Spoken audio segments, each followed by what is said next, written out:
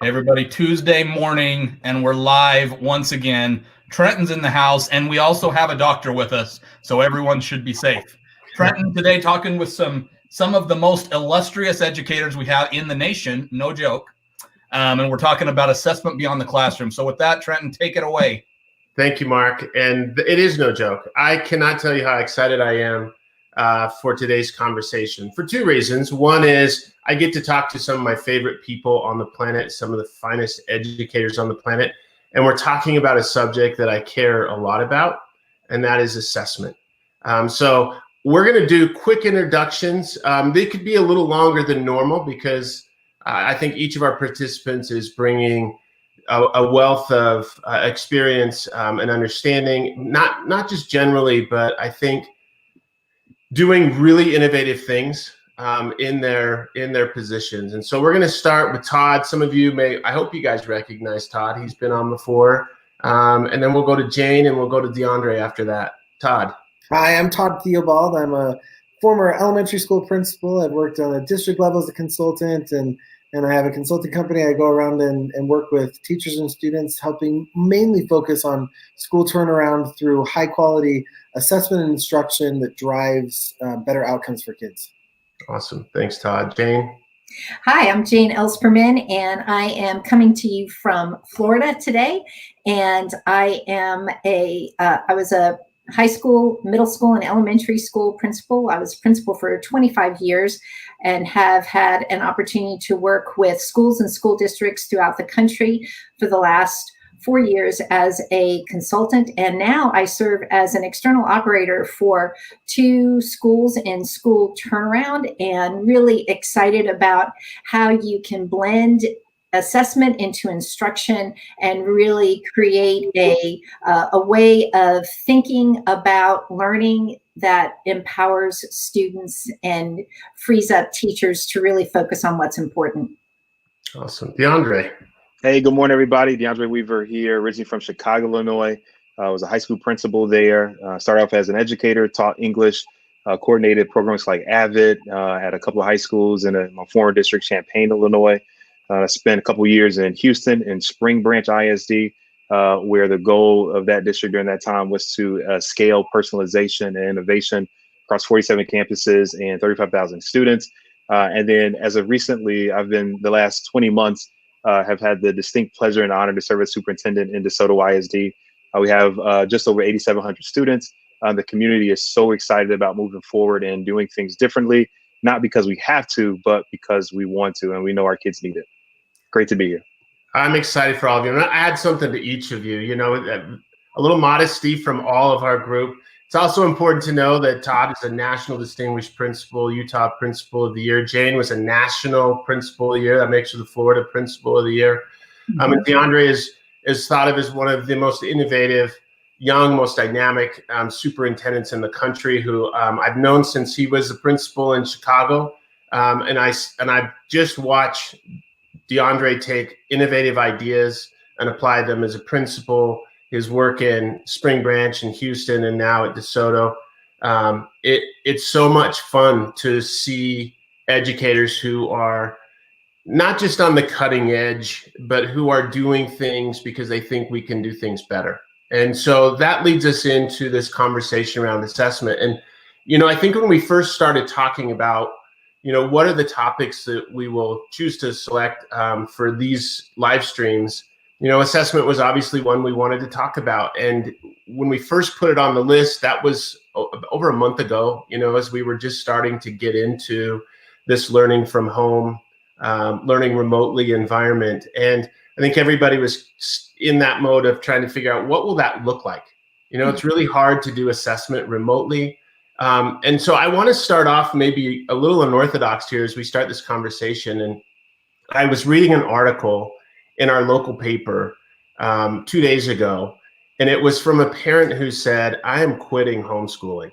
And, you know, I knew it would be somewhat provocative, but she had basically talked about how she had a few kids. I don't know how many, I don't want to say, you know, more than 3 kids, I think, at her house. And her oldest child, who was in high school, was just struggling. And with the amount of work and everything else. And she's like, it is just a nightmare. It's a deluge of being, having all of this work come home, try to figure out how do I differentiate for all of my students or my children.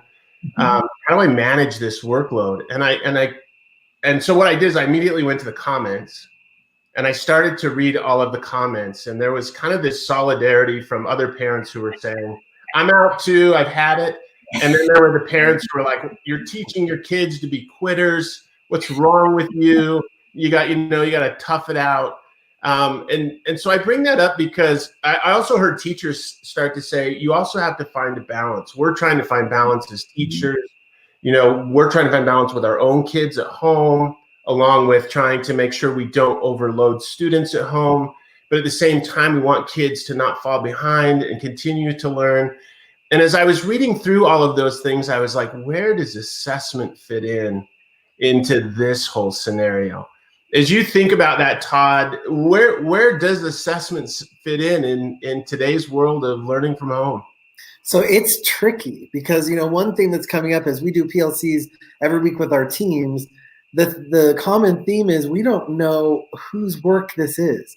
When we're giving assessments and stuff, we have no way of knowing how much help our parents have given their kids. And so we're trying to create an authentic experience so that we really know what the kids do is proving challenging. But at the same time, if we're still going with our traditional means of like using real-time data to drive instruction, we need to know that. So we've found the need to actually kind of teach our parents better than ever before the purpose of assessments and helping parents understand it's not about grades, it's not about anything. In fact, I think a lot of schools across the nation have kind of really adjusted what grades are during the past month or so and moving forward to the end of the school year. And so it's been a good opportunity for us to re-educate our parents, especially as a lot of schools are moving towards standards-based grading, finally helping our parents understand that these scales, or whether you call them progressions or whatever, those are really meant to help us identify where students are currently performing and what's that next skill they need in order to get closer to mastery. And so it's been a good opportunity for us, but it's definitely a challenge to help parents understand a real paradigm shift in what they've always thought the role of assessments are in the classroom. Yeah. Jayne, what's your take? Yeah, it's really interesting. I think this opportunity for students to learn from home has really differentiated for us that tremendous spectrum we have with parents. We've got parents who are extremely supportive and able to contribute to their students' learning. And then we've got parents who are who really struggle because they don't feel comfortable with students learning. And one of the conversations that we had about assessment was that conversation of how do you know if this is really the student's work? And one of the things that we've discovered working with schools who have really struggled with parent involvement, not a lot of parent involvement at these schools, one of the things that we've discovered is if we see a spike in student performance, we now know we have a parent that is able to support their child's learning, which was a really big aha for us because we didn't have that much parent support. So now when we see that a child who normally had not performed well, had not been mastering the standards, when we see that that child is able to master the standards, we now know that that child has an instructional advocate in that house that can support that child in their learning. It could be an older brother, it could be a friend, it could be a parent, it could be a grandparent.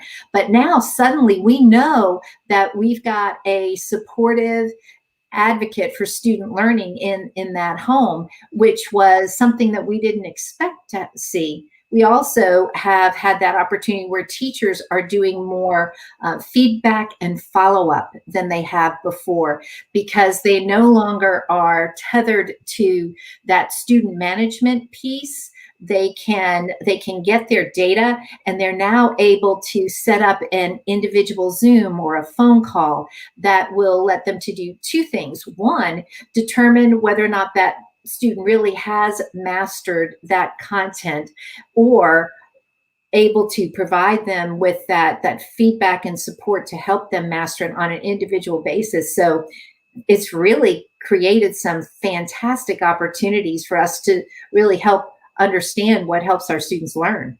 Yeah, I think that's really important. You know, I hope that we as educators are encouraging the people we support, especially if you're an educational leader, to not see this as a like we're looking over your shoulder to see if you're doing it right. I hope that we see this as a learning opportunity, a growth opportunity, and an opportunity for us to collaborate and share as professionals in the same way that we expect our students and parents to be doing that at home. And I do want to say, if people who are listening live, if they want to add comments or have questions, please do so. I want to, you know, for those people like Brad Moser out there and Corinne, thank you so much for joining us.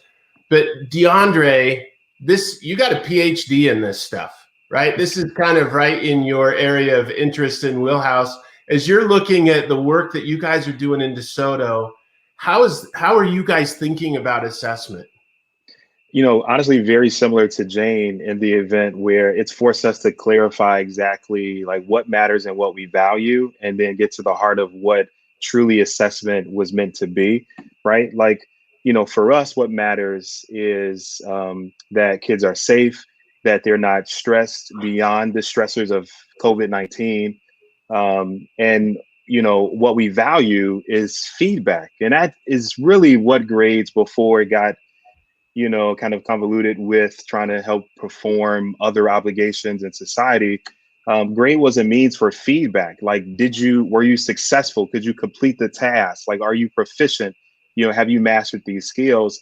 And I think what has been absent in a lot of conversations in public education has been the conversation between teacher and student on like genuine performance.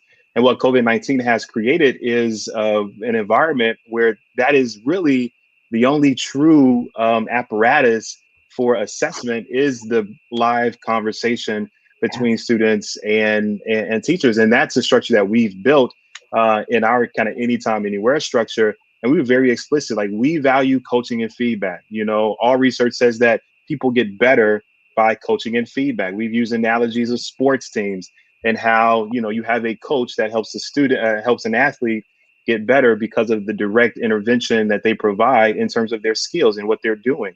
We talked about how during practice, kids are not assessed on how they practice, but they're really assessed and they get scholarships and they progress in rankings based on how they perform in the game. And so we tried to create a structure where we craft practice. So the assignments that are given are really just for practice, right? It's formative. It's an opportunity to provide coaching and support.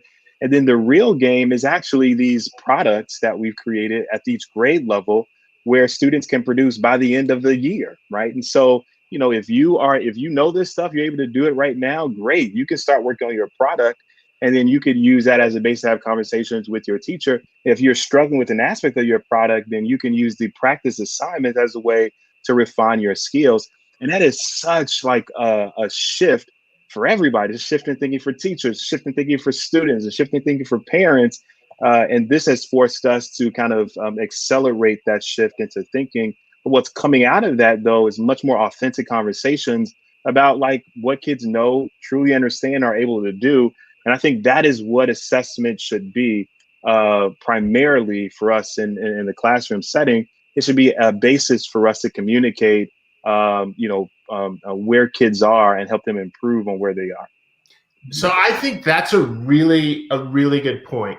I think Teresa's point is a good one too, right? It kind of goes along the same line. The best thing that could happen during this whole epidemic or pandemic is having conversations that we should have had a long time ago about grades and formative feedback. And Teresa, that is a perfect kind of segue into where I was going with. I think my biggest fear when I started Mastery Connect, which is an assessment company, my biggest fear was that people would abuse it. That they would see, it's about accountability, it's about grades, and I was like, assessment in my mind is purely an opportunity to identify what kids know and don't know. And the assessment is the beginning, it's not the end. In terms of our opportunity, once we know what kids know and don't know, it creates an opportunity for us to provide the support that those kids need. And so when I think about that, DeAndre, you know, there's a lot of innovation, opportunity for innovation, but what I see a lot of times in districts is people talk about it, but teachers still feel that pressure to be like, you know, I know that we want to be more formative and I know we want to use this in the right way, but I still have to produce a grade. I still have to, you know, hold my kids accountable. And in some ways, maybe this creates that opportunity for teachers to see assessment in a different light. What as a superintendent, what are you telling your teachers about assessment? How are you creating a culture in your district around assessment that makes it okay for teachers, especially during this time, to think outside the box? Yeah, Trent, you made me think about the whole Lewin change model, where there's this freezing, unfreezing, and then freezing again as you think about changing behaviors. And what I've realized as a teacher, as a principal, you know, wanting to do things differently, you know, people go through so many different phases where their whole worlds kind of are upended. And so when we think about teachers and grades, it's like a pandemic, you know, it's a crisis when you say you can't use grades to punish kids, or you can't use grades to do this, you know, this and that. And it's hard because teachers, educators have experienced grades in that way. As a student, they've learned about grades. As a professional, and in some cases, that approach has worked. And so what we've done is use this crisis as an opportunity to start the process of having very different conversations. We framed it as a way, hey, this is actually going to be a lot easier work for you as a teacher, as opposed to having to create a ton of assignments, grade of a ton of assignments.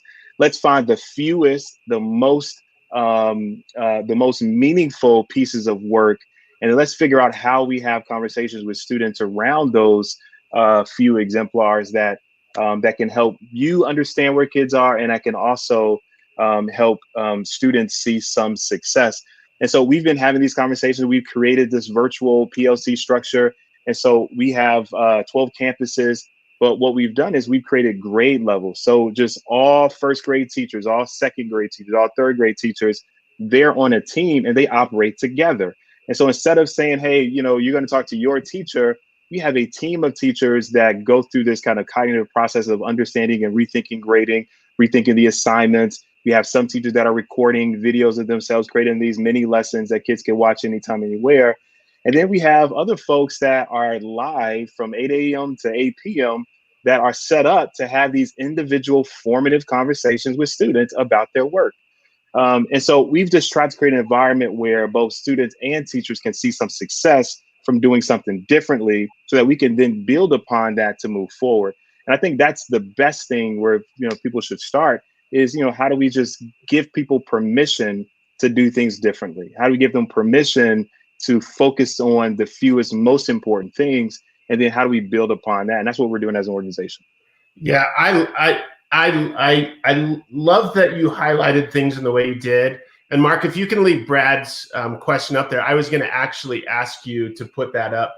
But I want to highlight what I got out of what you just said, DeAndre, was this is a team effort, right? And when we're talking about leadership, that's really what we're talking about. Is teachers right now are in need of leaders who are looking for opportunities to support them. Not just in, you know, the how are you doing, but in structures, in taking some of those other elements away from them. And as you were talking, I saw Brad's comment come up. And Jayne, I would love for you to talk about that particular question, because I think it's a really good one. I know all of you probably have some really strong feelings. I wouldn't be surprised if they were different. But Jayne, what is your take on Brad's question there around, yep, we know about having formative, that's great, but don't we need a final thing at the end to give us a sense of where kids are at? Yeah, I think one of the things that we have to acknowledge is that this disruption is an opportunity for us to truly rethink the way that we look at learning and assessment. The challenges are very real, depending on where each of our educators are on that spectrum of accepting change and not being challenged by change. So I think that there are, not everybody gets to work with DeAndre, where there is this open discussion about true learning and understanding what that looks like. And I think that I think that there are some districts that are concerned about making sure that we've got those fourth quarter grades.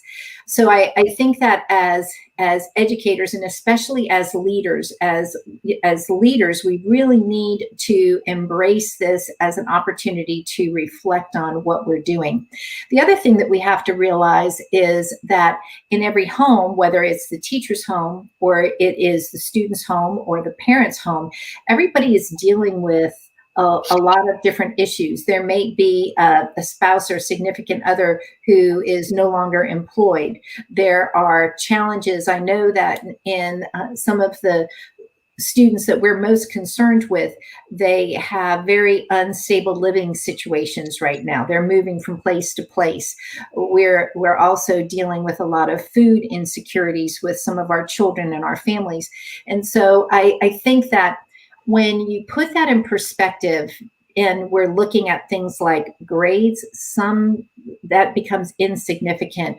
I know one of the things that I've heard on these chats before is that importance of putting Maslow before Bloom and really creating some safety. So when I looked at that comment, I thought that's real anxiety for that teacher, because he truly, and his peers, feel compelled to put a number on that learning.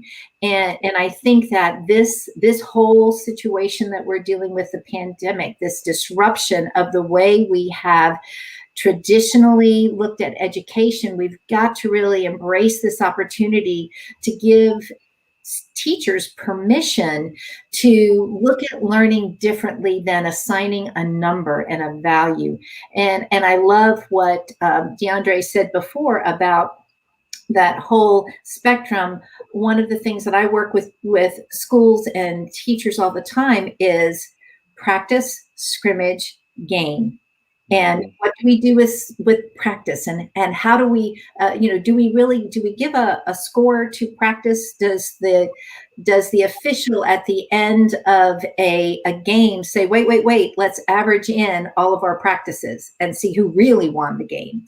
So really getting people to think about those opportunities for learning and opening up learning. There's also a difference in students. I have one of my grandsons who is absolutely loving this, because he's gotten in there and he finished geometry a month ago and said, hey, can I start Algebra 2 now? I mean, he's literally, he's taking off. I fear that he's going to finish high school before he starts high school. Because that's how he learns. But then there are other students who learn in a communal way, and they need to have that interaction with the teachers and their other peers.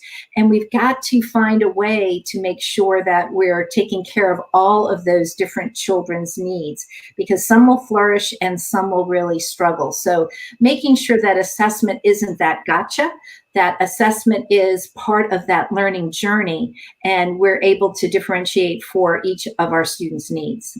Yeah, and I that was really well said, and I love what Julie has said here, because it actually takes us down this road, and it's the reason why I started this out with the article that I read where parents are saying I'm quitting, right? Like, because we are trying to have this really complicated conversation around how do we grade students. This is about assessment, and you can see how instantly we go right into the grading side of this. And so as a parent, I've had 2 kids go through a K12 system. I know what grades mean. I know what that, I know how hard it is to shift a paradigm from a traditional grading environment to one where we're saying assessment is about knowing what kids know and don't know. And what I would love to hear, especially in this time, is that people are saying we have to rethink how we assess in terms of our expectations out of our students. Why are we not having more conversations about allowing students to do projects, you know, or to be able to demonstrate their learning in some other way that fits in the learning from home environment?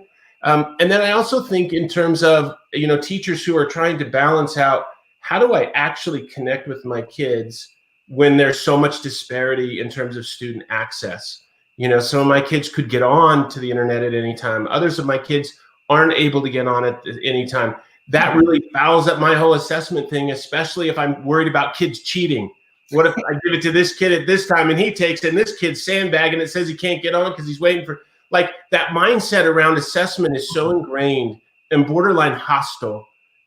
You know, it really does make us rethink. And Todd, I know you think a lot about this. I don't know if that leads into a specific question, but what are your specific thoughts as you think about kind of rethinking assessment, especially in the elementary school environment, but also being sensitive to the challenges that teachers have and parents have?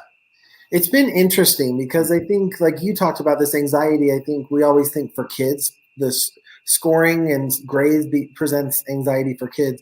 But the truth is, right now, I feel like I'm feeling a lot of that from my teachers, that they're like trying to figure out, how do we keep this normal? And what about this? And we can't control it. I think teachers, when they close the door in their classroom, they feel this sense of security, meaning that they get to control what happens in that environment. And like you said, when you take a test in the classroom and teachers are able to walk around and monitor what's happening, they can rest assured that they know, you know, what happened and what the results represent. But we've addressed this multiple times in the past couple of weeks with our PLCs. Is, you know, we have to go back and look at what is the purpose of assessment, and is the paper pencil or even some, you know, online assessments that we give, is that really beneficial? So it's really caused us to change our thinking about, like, what are we doing? What is this? And as we look at, like, you know, we're towards the end of May or April and going through May, what do we hope to accomplish in the next month or 5 weeks, 6 weeks, whatever we have left? And as we've addressed that with our teams, really our goal is to get them as prepared as possible to start next year. So it's caused us to look back and, first of all, really identify those power standards or priority standards or focus standards, whatever you call them, and help parents understand, why are these so essential? How do they connect in terms of preparing our students for a jump start for next year? And then identifying really natural and authentic ways to assess that.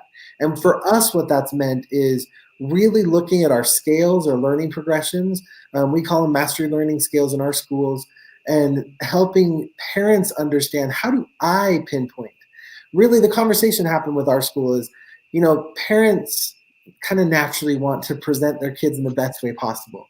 And so if we give an assessment and they're helping and supporting, we don't know, you know, how much support they got.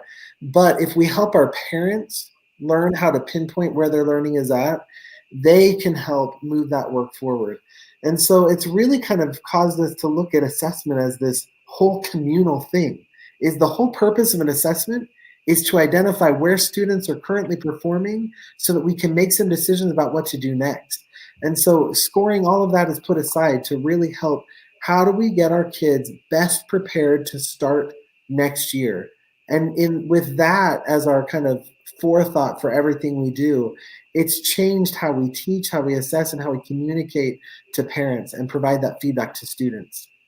Hey, Trey, I want to jump in here just to piggyback off that a little bit, because you talked about the cheating piece.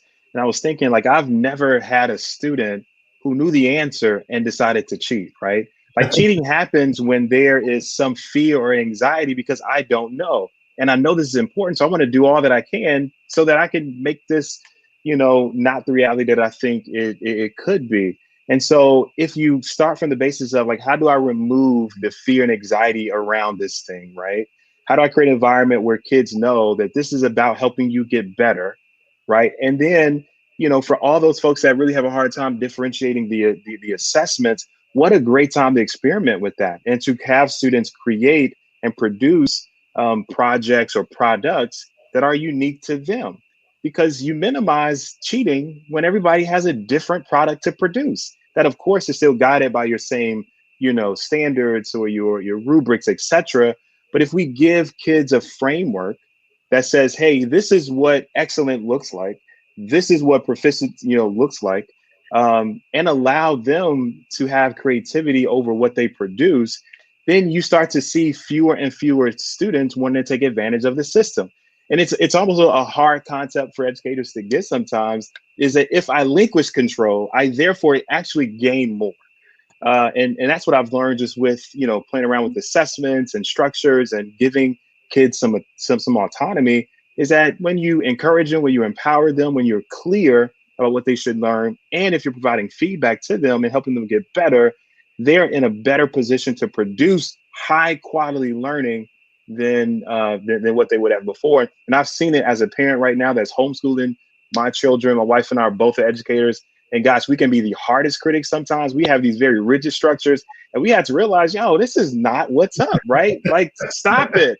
They don't have to work from 8 a.m. to 4 p.m. every single day. And that learning helped, provide some guidance for me with the school district. Because I said, listen, none of our kids should be working from 8 a.m. to 4 p.m. every single day. Let's focus on what we care about. Let's make sure that there is some variety. Let's make sure there's some choice. Let's make sure there's some fun, and let's create a different model. And so I think, the assessment piece is a function of just our viewpoint for, like, what are the best practices in teaching and learning, and how do we start to operationalize those a little bit more now that we have a situation that's requiring us to do so. Go ahead. Yeah, one of the things that I have seen that's really encouraging is that teachers are providing students with multiple ways to learn the content, as well as multiple ways to show the way they've learned. And I've seen some real creativity with teachers saying, well, you can read this article, you can watch this video, you can do this pretest and see how much you know. You can do all of these things. You can talk to your friends, you can do whatever. And then you have these, you have 1, 2, 3, 4 different ways that you can show what it is that you learned. And the opportunities for students to be able to go, oh, you know what, I thought that was a good way for me to show what I learned, but obviously with the feedback I've been given, maybe I'm going to show that I learned a different way, or I'm going to improve on that. So really giving that choice and voice in both the way that students are learning and the way that they're demonstrating their learning. But I think that all of that goes back to feedback. And I think one of the most important parts of our ability to really reach and teach students with assessment is to be able to use that to provide feedback to the students. And with that, you can really create that differentiation where we've talked about for years, but in a physical classroom with 20-something students, it's really, really hard to truly differentiate, because you've got behavior, you've got all of those things. Now the teachers are freed up to give that feedback and follow up in more personal ways. And I really think that we're seeing the benefit of that. The struggle is for those students who are not able to capture for whatever reason. And I think that's where we're struggling, and some of our anxiety is. It's hard to assess students, just like it's hard to assess students who are not physically in school. It's hard to assess students who don't have the capacity for us to reach them. I was talking to some folks, and they were saying at their high school, one of the biggest challenges they've had, it's a very low-income high school, one of the biggest challenges they've had is that a lot of their students' parents are out of work, and they've had to go to work doing delivery and different things, working in warehouses during this time, because they're trying to support a family or help support a family in this really difficult time.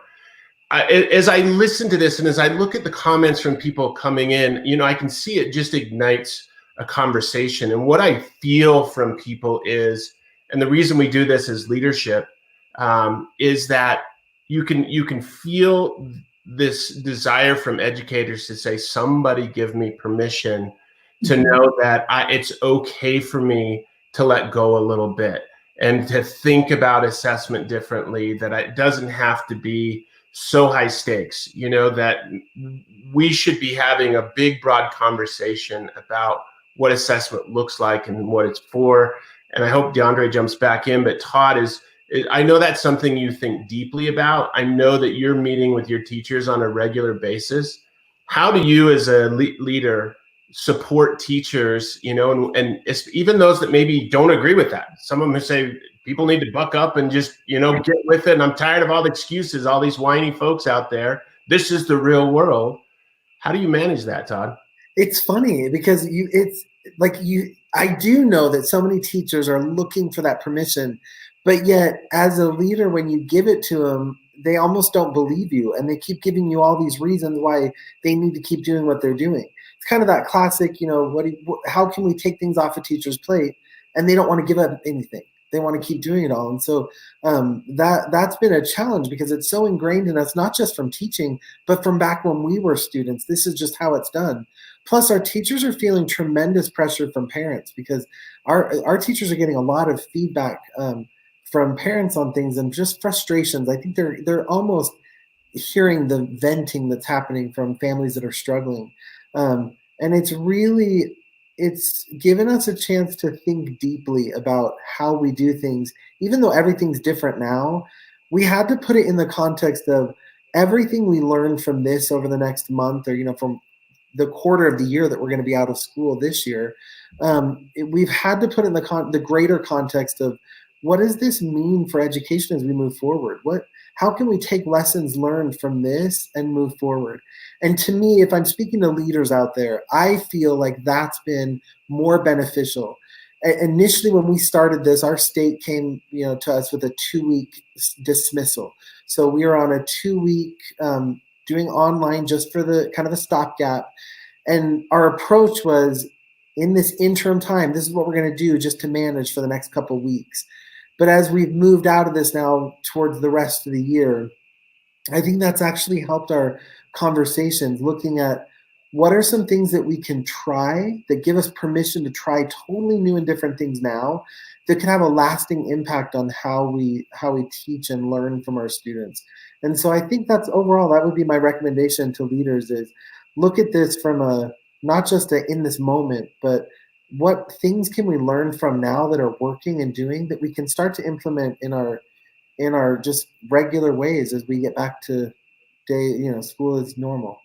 So I think I love the way you articulated that, Todd. And I want to finish on a final question, Jayne, and it's actually from Brad Moser, who says, you know, I'm pondering if we should be providing any form of grading right now, right? Like you know, to me, that's a deeper question than just should we be doing grading. It's actually showing the conflict around what drives us when we think about the work that we're giving to students.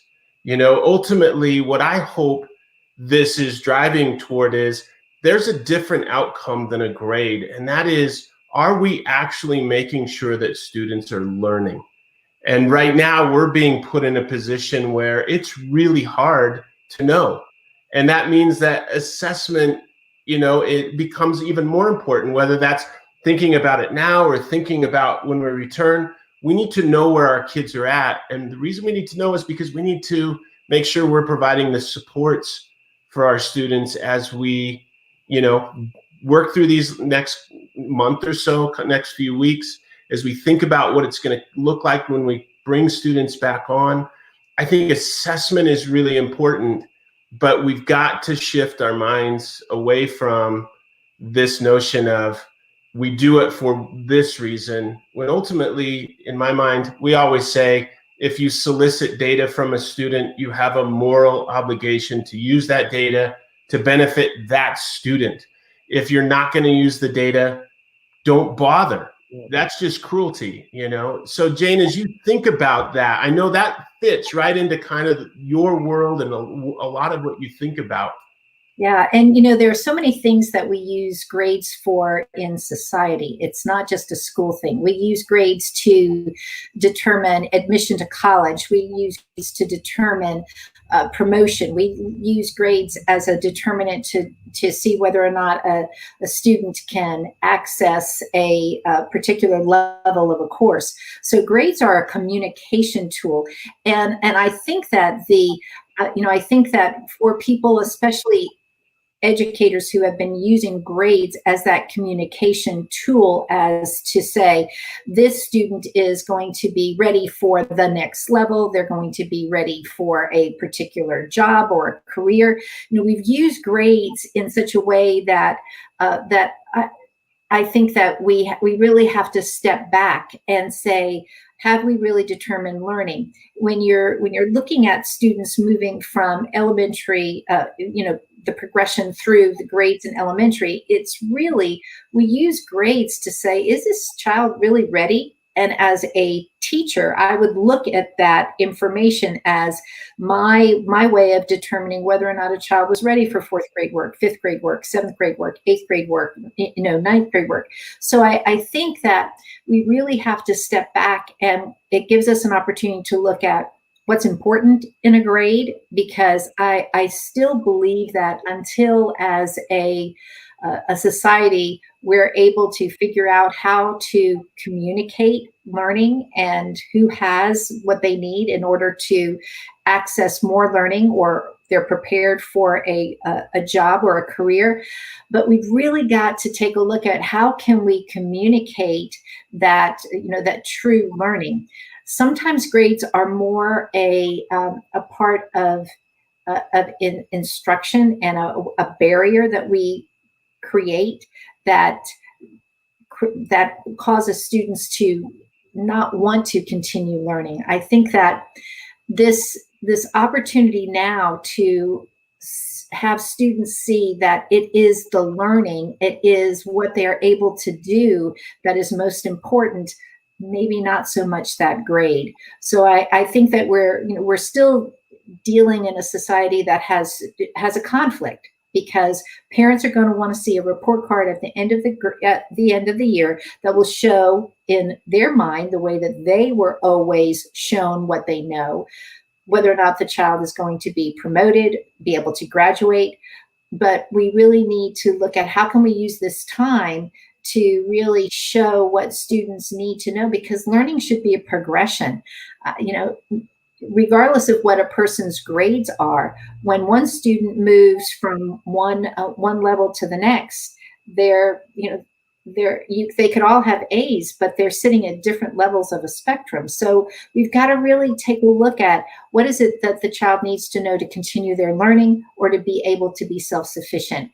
And those are big conversations, but this is the perfect time to have them, because we have this wonderful disruption that's causing us to reflect on a lot of things in our society. Yeah, it's so interesting, because I feel like in a lot of ways, these are conversations that get had over and over and over again. And, as people are constantly trying to rewrite the way that we look at assessment, the way that we use assessment, and they're battling the other elements, the other realities. That these are never easy issues. Parents are comfortable, like Todd said, in the environment that they worked through. We've seen it over and over and over again. But I honestly think these are also conversations that you have to have internally. These are conversations that if you're a school leader, you need to be having with your teachers. It doesn't happen overnight that everybody makes some grand transition to a better way of doing things. Because honestly, there's a million ways you can do this. And I think if you're starting with the idea that when we assess, our goal is to know what kids know and don't know so that we can actually provide support. Our goal in looking at student data isn't just about providing supports for students. It's also about evaluating our own instructional efficacy and being honest about how we view that data. If kids aren't learning, yeah, that's partially on them, but that's also on me as an educator.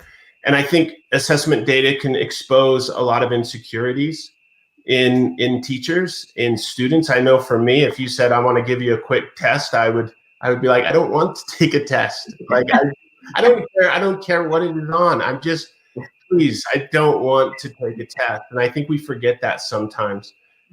These are difficult situations.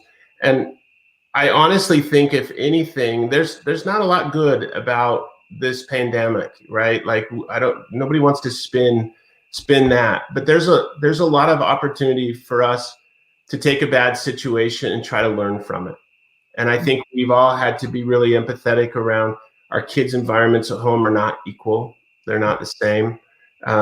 It's creating challenges for us to not just teach, but to support kids and help make sure that kids are learning. We have to be cognizant of some kids aren't going to have access to it no matter what we do. They're out. They've been out for a month. And we're going to get kids that are going to be behind in the fall. And that's going to create other challenges. But ultimately, this is a human event that we're trying to manage. And Todd, I don't know if you want to say anything as we head out. Jayne, if you want to have some final kind of thoughts. But this has been a great discussion, and I know we could kind of just keep going.